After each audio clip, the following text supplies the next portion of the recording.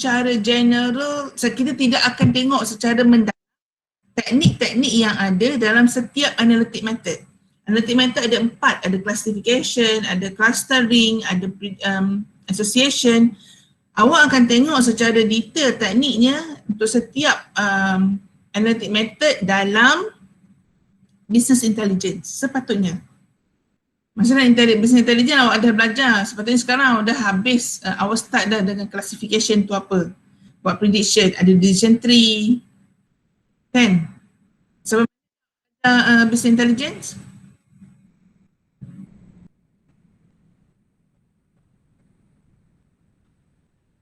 Suara saya lambat sampai ke?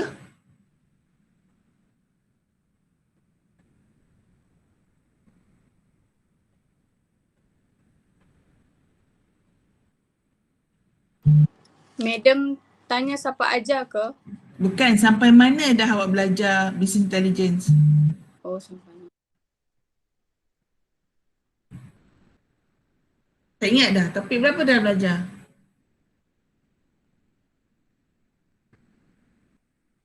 Dah belajar prediction tu apa?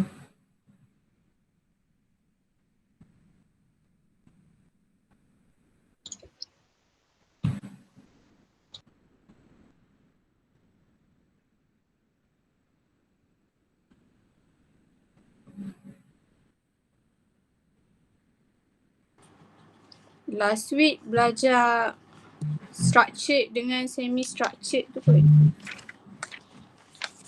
Tak tahulah prediction kat mana.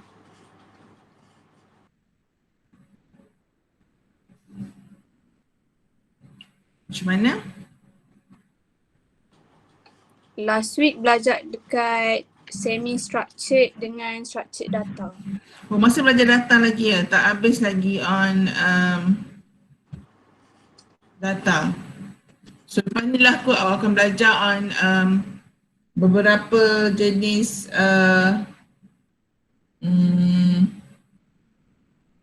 teknik-teknik algoritma yang ada dalam classification and so on. Sebab topik saya business analytics ni awak fokus kepada on text mining sebenarnya, bukan on data mining. Kita akan buat text mining. Kejap ya, saya nak guna pakai iPad. Saya rasa awak tak dengar sangat suara saya, betul ke? Dengar jelas. Jelas. Oh, jelas je. Okey. Saya nak buka dekat iPad kejap ya.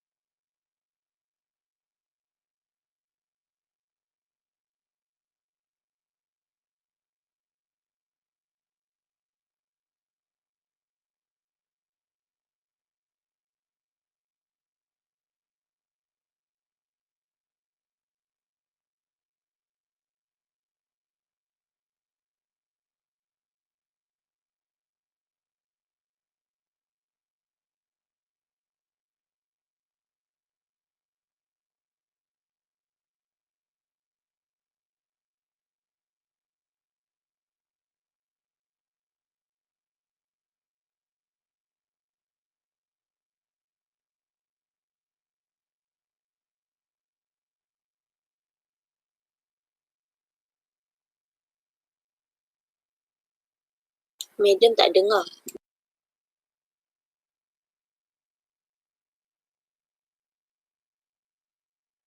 Sebab medium dah cakap lagi. Dia cakap dah tadi. Medium off mic. Sorry, saya turn off mic.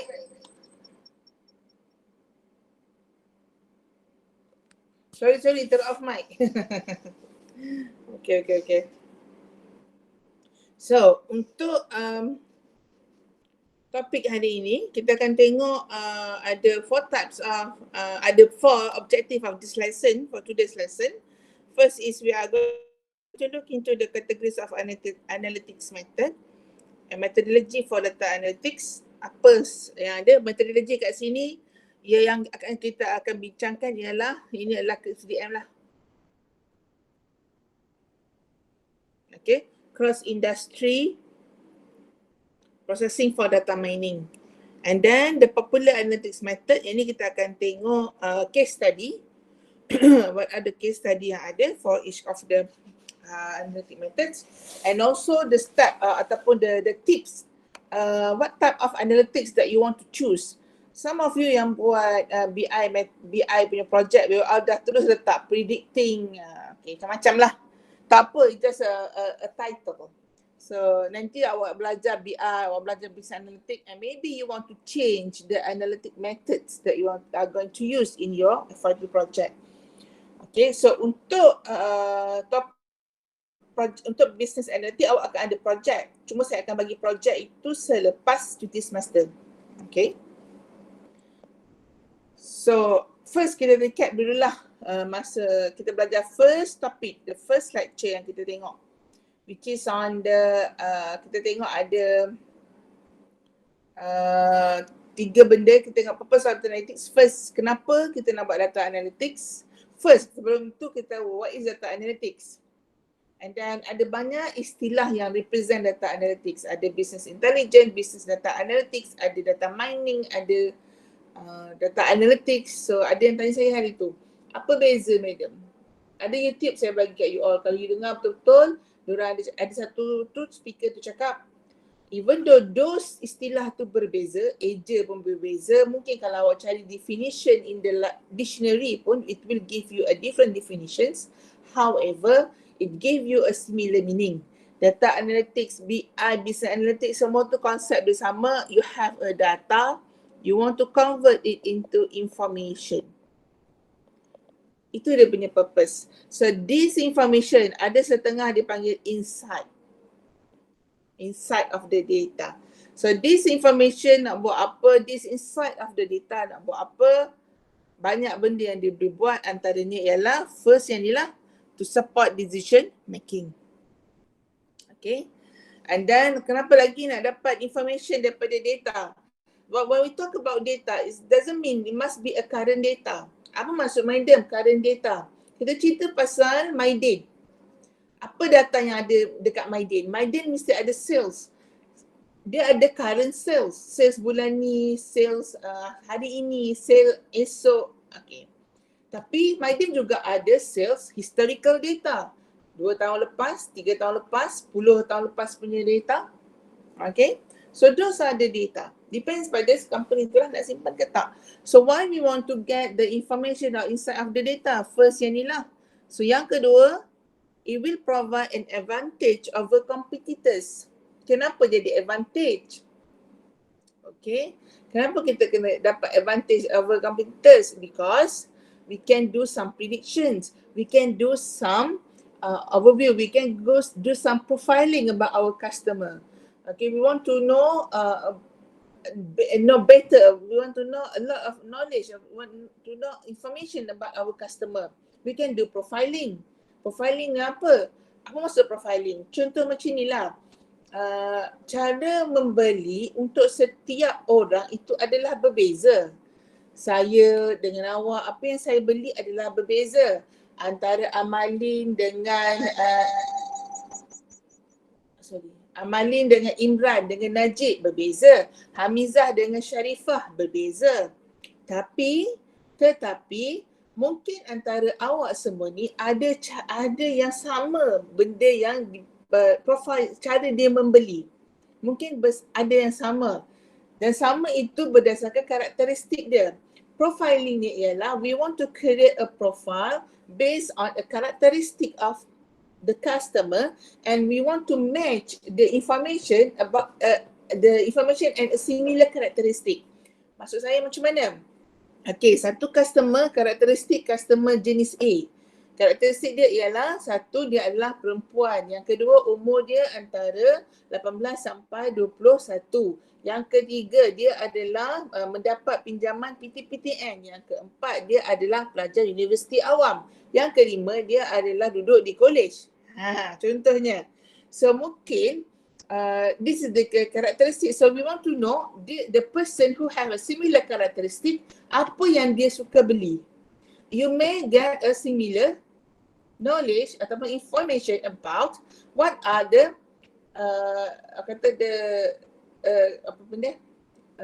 barang yang sentiasa dibeli oleh orang yang karakteristik yang sama. So we call them as a profiling. So bila kita dapat this kind of information, it will provide an advantage over competitors. How? Macam mana dia boleh provide advantage over competitors? We can do a target marketing. Contoh customer group A, jenis yang suka beli barang. Kalau dia nak beli, dia akan beli dua benda serentak. Dia akan beli benda yang associate secara serentak. So kalau dia beli mouse, dia mesti beli keyboard. Kalau dia beli mouse, dia mesti beli mousepads bersama-sama. Kalau dia beli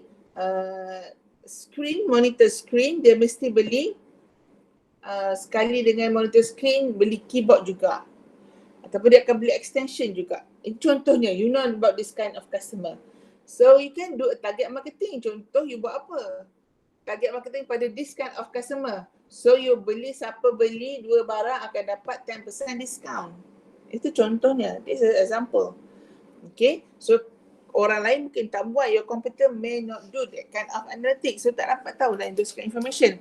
And then it will give apa lagi kelebihan. What you want to know about kenapa kita nak tahu insight of the data? It will give you insight into the future. You may look at the pattern or trend of something of the data and you may predict the future. So contoh sales. Kita dah boleh predict, okay, berdasarkan contoh you have a data about 5 years data. Okay, from the data we can look into the trend, the sales trend of the company, certain company. So you may look at the trend. So trend tu tunjuk apa? Berdasarkan bulan. The sale will change based on the holiday ataupun holiday ataupun any event lah. Pada musim perayaan dia akan berubah. The trend of the sale will change berdasarkan event apa yang ada. So in the future, you may do some predictions. You boleh tahu dah. Okay, kalau musim perayaan, apa barang yang akan berubah? Jualan dia akan meningkat. Kalau musim cuti sekolah, apa barang yang akan meningkat jualan? Kalau PKP 3, PKP dilaksanakan balik. PKP 3.0 dilaksanakan nanti. Kalau. Okay. So kita dah ada 2 kali PKP. If the kedai, if the organization atau a business record all the data, the sales data during PKP, okay, PKP 1.0, PKP 2.0, we may predict apa yang akan banyak terjual semasa PKP 3.0. Itu yang maksud give insight into the future. Okay. So ini cerita yang sebelum ni lah, recap about the healthcare. So apa yang berlaku kalau ikut kat sini, kalau you still remember, kalau lupa you boleh tengok balik ada video. So the last part ini, this is the value. Okay, berdasarkan analytic. Okay, you use the data analytics method and then you get the information and you convert the information into actionable action. Boleh buat, you convert the information, you obtain the information and then you buat plan from the information yang dah kita obtain. So itulah dia punya konsep dia.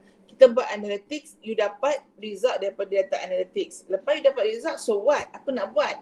You have to provide some outcome, apa action yang boleh diambil to solve the problem. So, baru nak masuk topik. There are 4 types of analytics yang ada. nama ni mungkin agak berbeza lah jenis-jenis analitik ni. So kalau dalam business intelligence, you mungkin akan belajar classification, clustering and association, nama jenis analitik. Kalau ikut kalau ikut saya dia kata predictive tu bawah classification lah. Diagnostic, kalau ikut sini dia guna prescriptive, predictive, diagnostic and descriptive. Okay, dia lebih kurang jelas sebenarnya nama-nama teknik type of analytics ni. Kalau yang dalam BI nanti you akan belajar techniques. Ada 4 techniques dalam data mining. So there are 4 types of analytics. First is prescriptive. So this type of analysis, the analysis reveal what action should be taken. Okay, this is the most valuable kind of analysis and usually results in rules and recommendation for next step. So first type is prescriptive. So prescriptive of analytics, usually it will give you what to do next. Apa nak buat seterusnya. Okay, dia akan bagi dalam bentuk step. Itu prescriptive analysis. Okay. Yang kedua ialah predictive analysis. Apa dia predictive analysis? It's likely scenarios of what might happen. You want to predict what will happen next. So the deliverable are usually predictive or forecast. So the result would be a predictive or forecast. Apa maksud predictive? Okay, apa maksud prescriptive? Prescriptive ni contoh, saya tak tahu contoh dia. Prescriptive ni macam ni lah. Daripada data, you convert into information. So the information obtained, you akan dapat contoh bila you it kind of set of rules. Okay, bila ada step 1. Okay, bila engine broke down, what to do? First step ialah check the fuel. Step 2.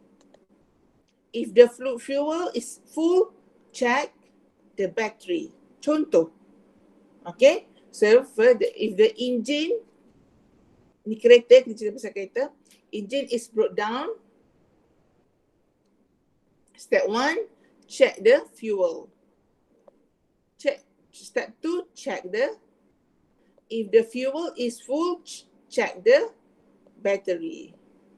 Okay, step 3, if the battery is okay, and then apa dia? Itu prescriptive.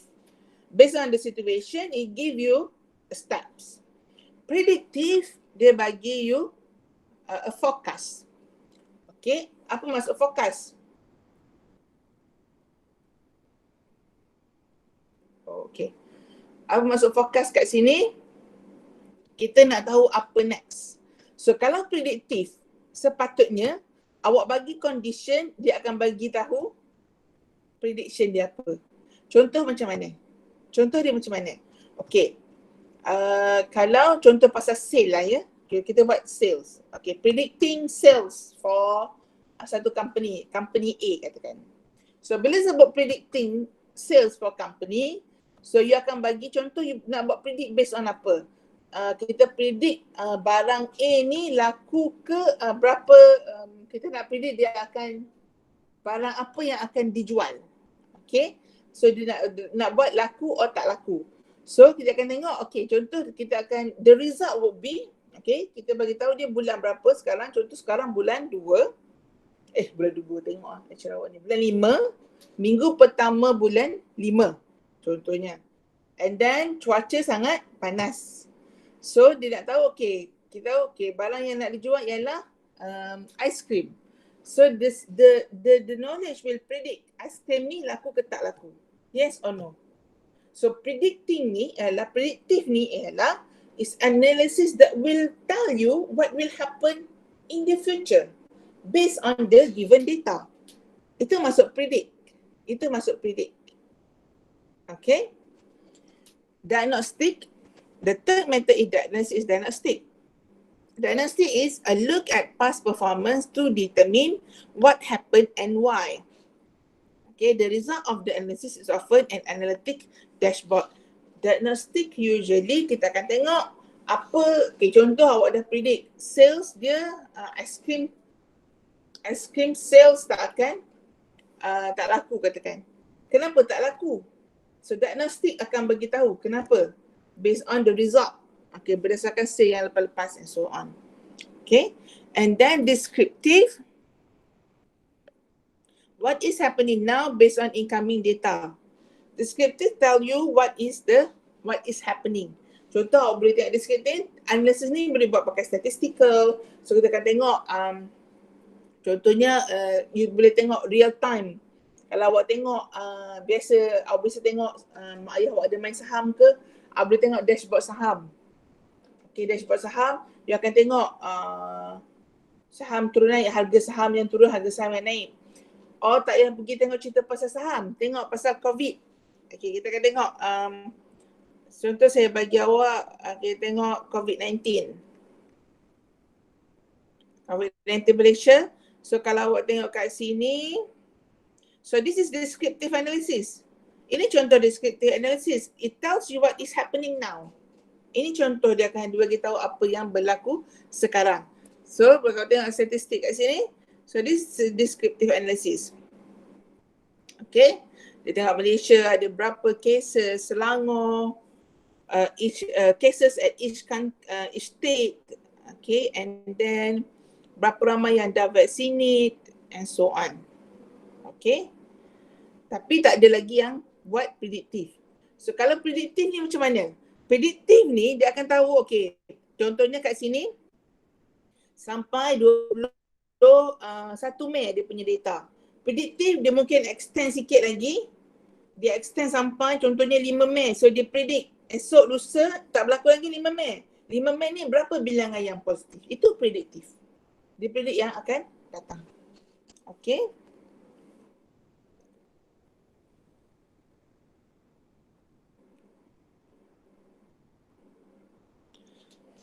So this is example of prescriptive analytics. Next kita akan tengok example for each type of the analysis. Kita akan tengok contoh-contoh yang ada dalam slide ni lah. Banyak lagi contoh sebenarnya. Nanti saya akan letak YouTube video untuk contoh-contoh. Sebenarnya kalau tengok YouTube video, saya pun suka dengar YouTube video. Banyak contoh-contoh yang diberi yang sangat wow.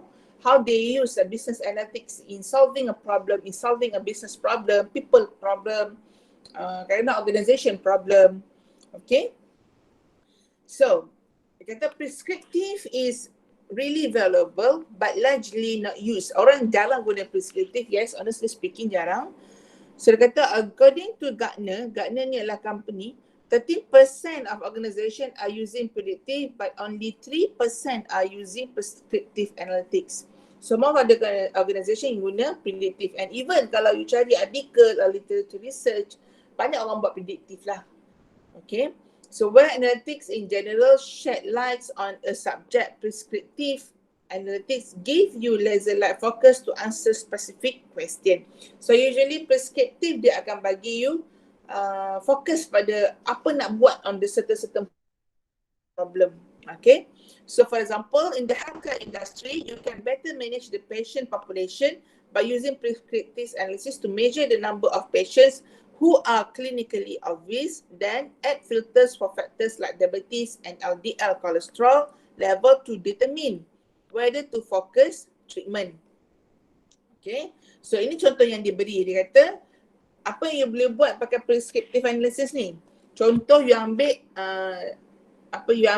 population of data patient data, okay, and then ambil yang clinically obese, okay, yang ambil semua, yang ambil group of data, group of patient, you filter the group of patient di this data, you remove yang lain, you hanya ambil clinically obese patient sahaja, and then you tambah lagi filter maksudnya you remove lah for factors like diabetes and LDL cholesterol level.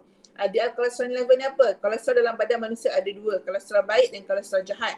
Kolesterol baik diperlukan oleh badan manusia, kolesterol jahat perlu disingkirkan daripada badan manusia. So yang ambil orang yang clinically obese hanya kepada orang yang ada diabetes dan juga kolesterol jahat dia tinggi. Okay, so daripada sini you akan buat prescriptive analysis what to focus on the treatment. So biasanya prescriptive analysis ni dia sangat sangat fokus on the problem. So dia akan scoping down the problem. Orang tak buat prescriptive analysis pada group of patient secara general, tak. Kalau prediktif ya, mungkin predictive analysis you nak predict based on patient, you nak predict contoh you nak predict sama ada how long it will take for this kind of patient to keluar daripada clinically obese kepada overweight, ataupun to keluar daripada obesity. Kalau yang tak tahu, sepatutnya semua orang tahulah kot, dalam kita punya berat manusia ada, BMI manusia ada banyak kategori. So biasanya yang obese tu antara yang atas lah. Dan paling atas sekali morbid obese. Sangat besar lah tu.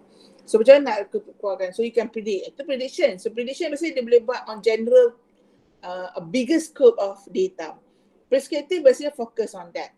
So kata the same prescriptive model can be applied to almost any industry target group or problem.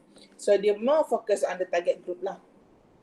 Madam, kalau saya nak buat prescriptive analysis boleh ke? Boleh, tapi make sure you have enough data to cover that scope of the problem. Ini scope of data. Contoh, almost madam, biasanya kita akan dapat, contoh data pesakit, kita hanya dapat data patient yang obese sahaja.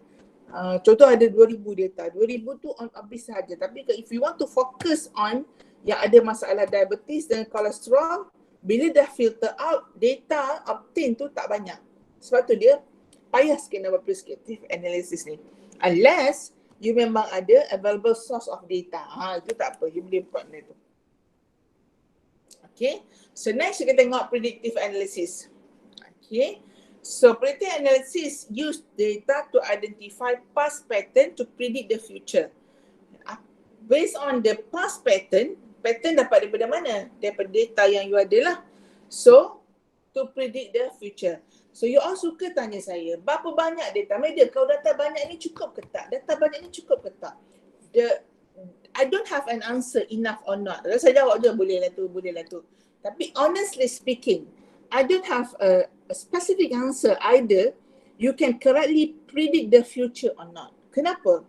Sebab kita nak develop an information, develop information daripada data yang lepas. Kalau ada sikit contoh data, awak rasa dapat ke develop? Analoginya begini, doktor, kita tahu doktor ada houseman. Awak tahu doktor houseman kan, awak panggil doktor practical.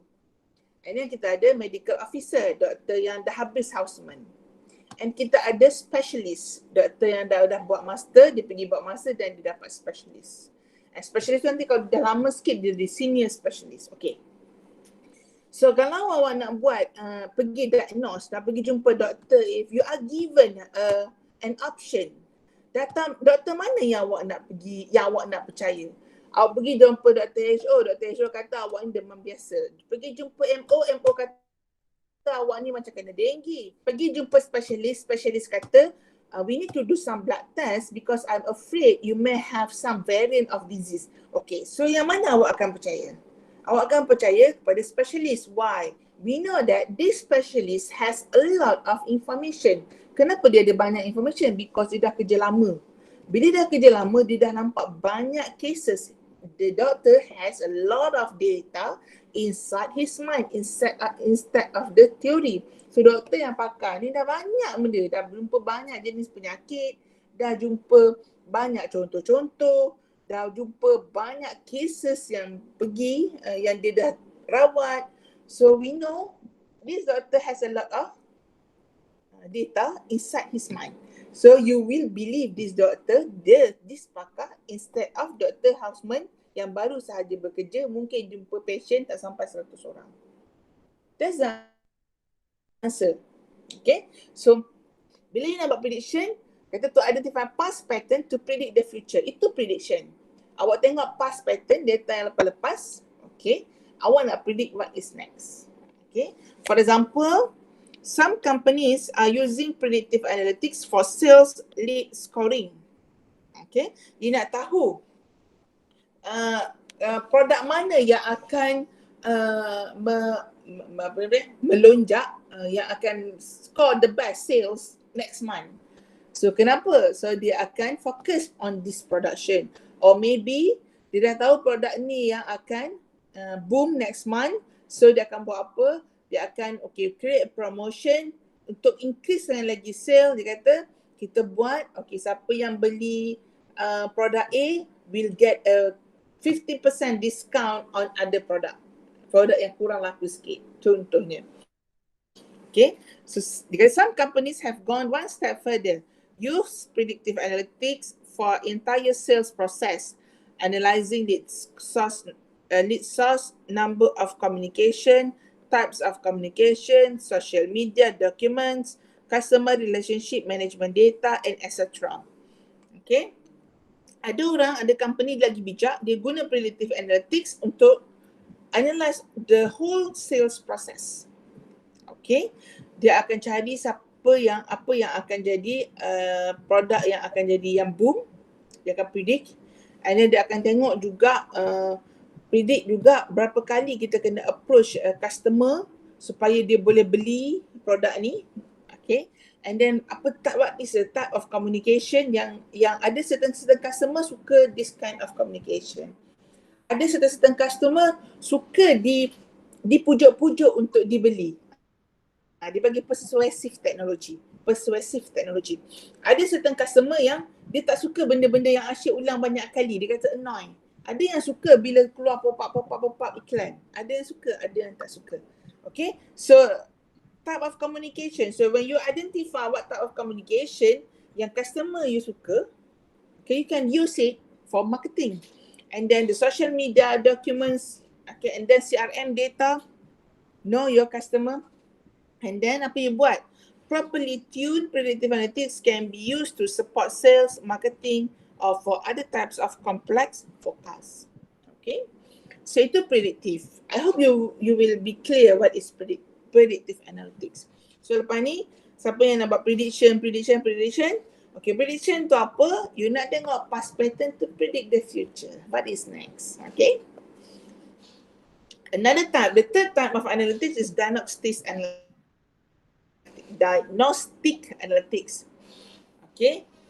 So diagnostic analytics is used to discover or to determine why something happened. Kenapa benda ni berlaku? For example, kita dah predict next apa? Kenapa jadi macam ni? For example, for a social media marketing campaign, you can use descriptive analysis to assess the number of posts, mentions, follower, fan page view, review, pin, etc. There can be thousands of online mentions that can be distilled into a single view to see what work is in your past campaign and what didn't. So daripada situ you boleh tengok kenapa ia berlaku. Okay.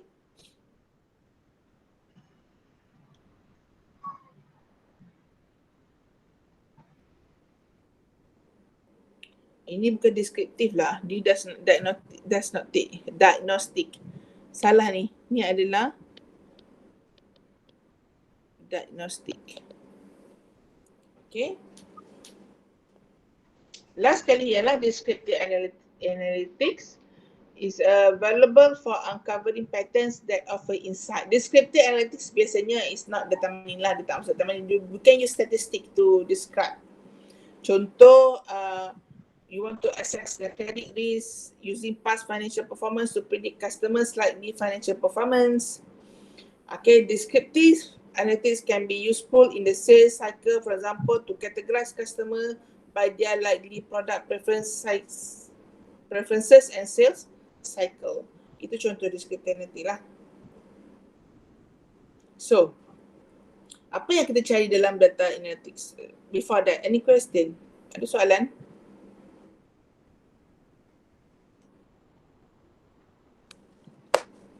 Ada soalan nak tanya?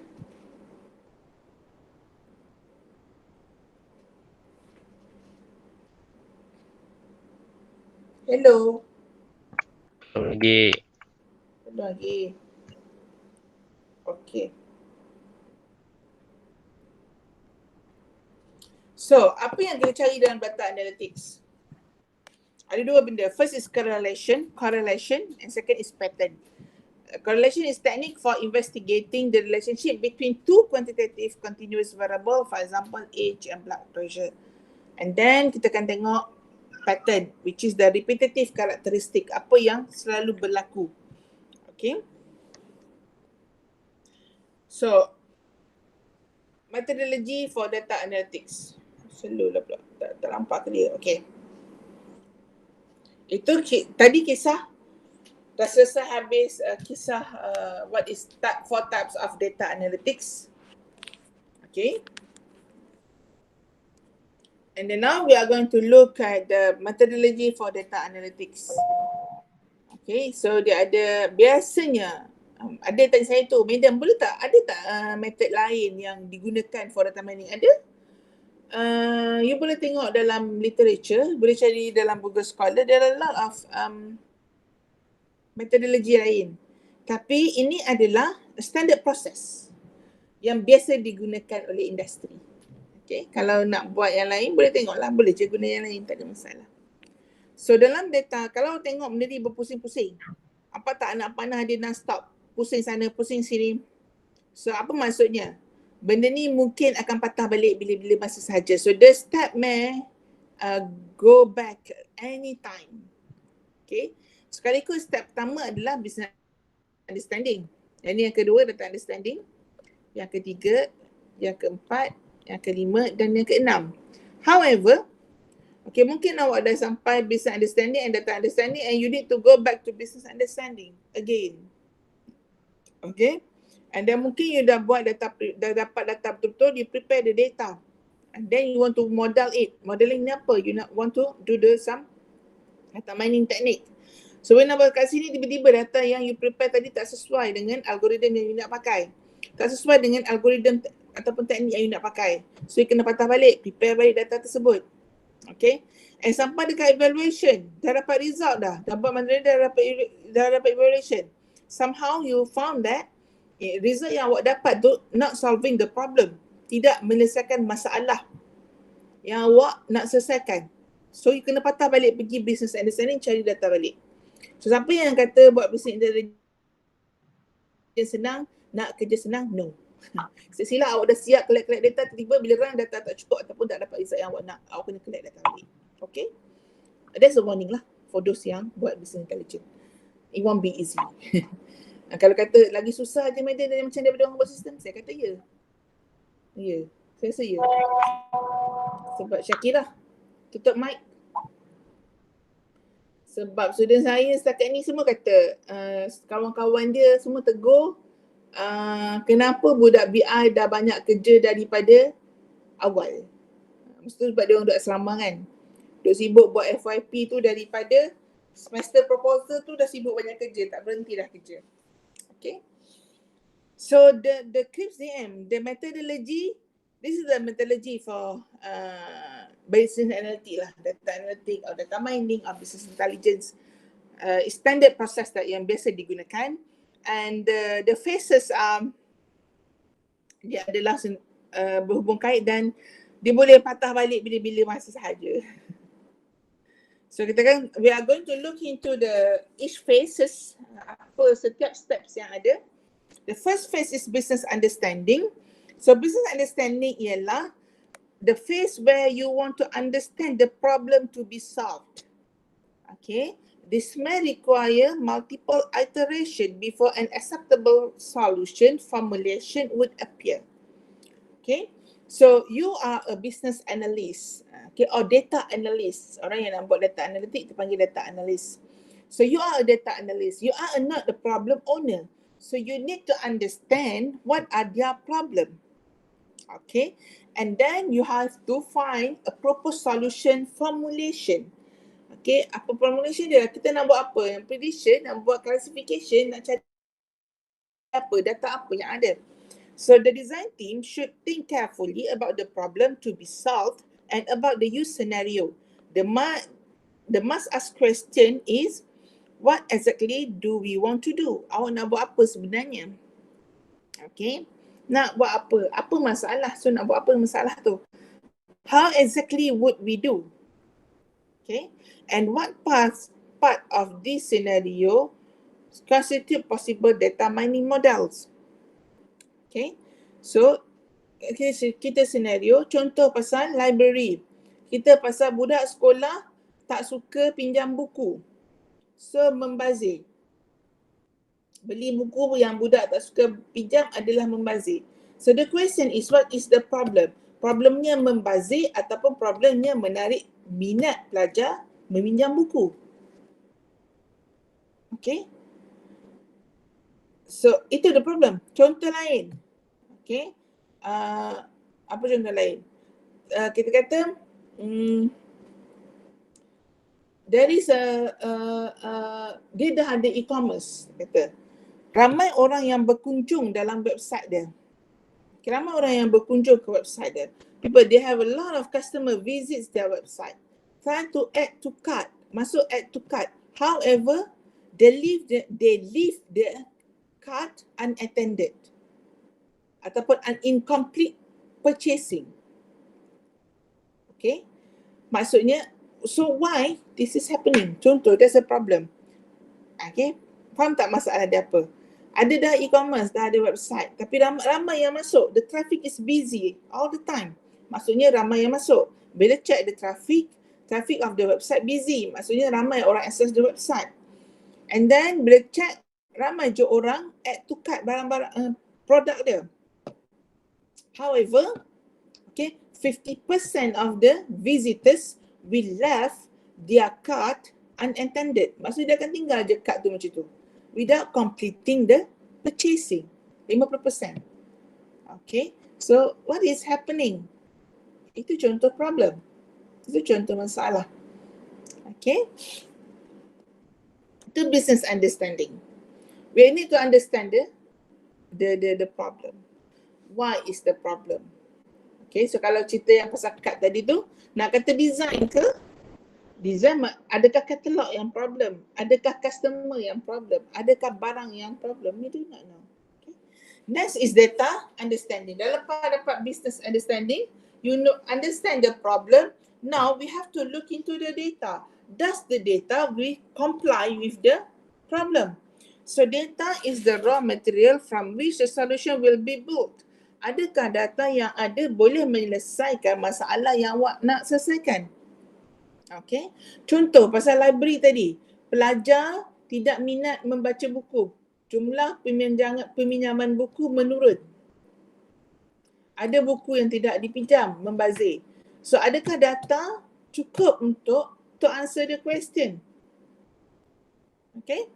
So it is important to understand the strength and limitation of the data, because rarely is that an exact match with the problem. For example, historical data often are collected for a different purpose. So, sangat penting untuk faham the strength and the limitation of the data. That's why for those yang propose saya nak buat bisnes, saya tanya dulu, data apa yang awak ada? Kenapa? Dan nak solve problem apa? Sebab the problem and the data must match, mesti sama. The data must have a solution to the problem. Okay. So kadang-kadang data yang historical data that have been collected, there is a different purpose for it. Ada orang memang collect data bukan sebab nak buat data mining ataupun nak buat analytics. Memang dalam database ada data. Contoh sistem sales ataupun transaction processing system. Memang ada sistem data dalam tu. Tapi certain TPS, dia tak simpan raw data, dia akan simpan the reports only. Okay.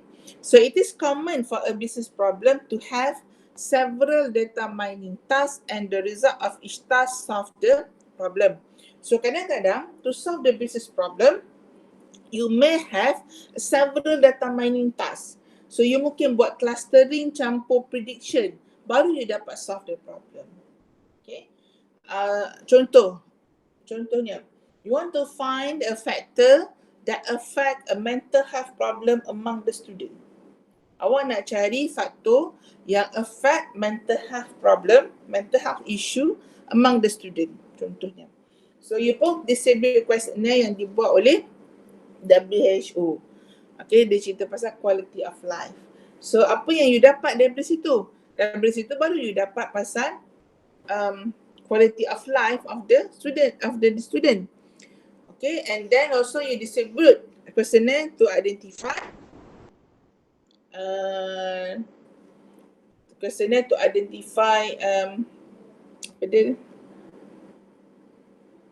student punya mental health.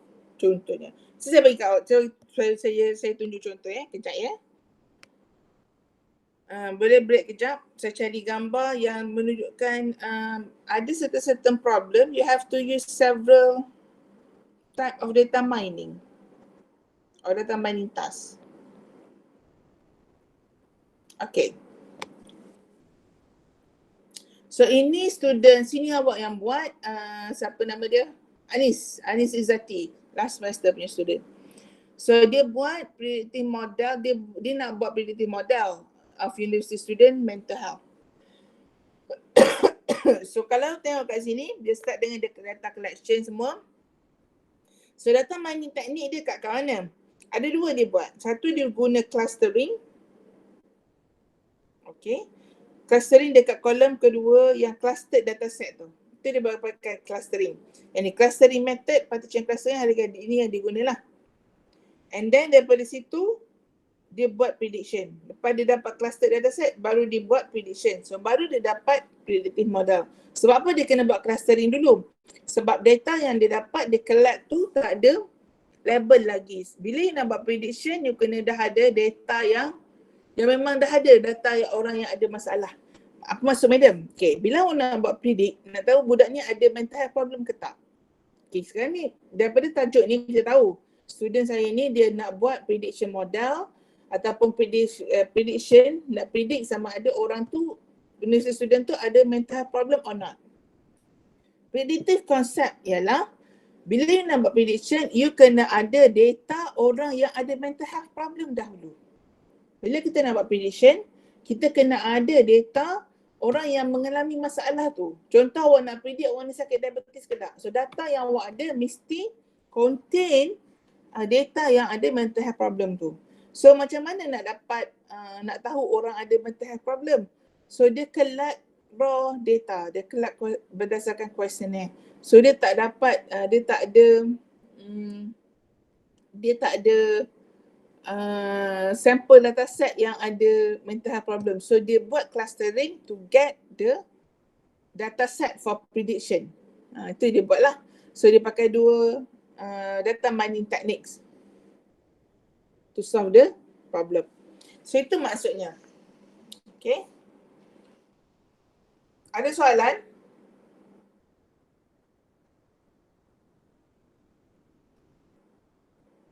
Ada soalan?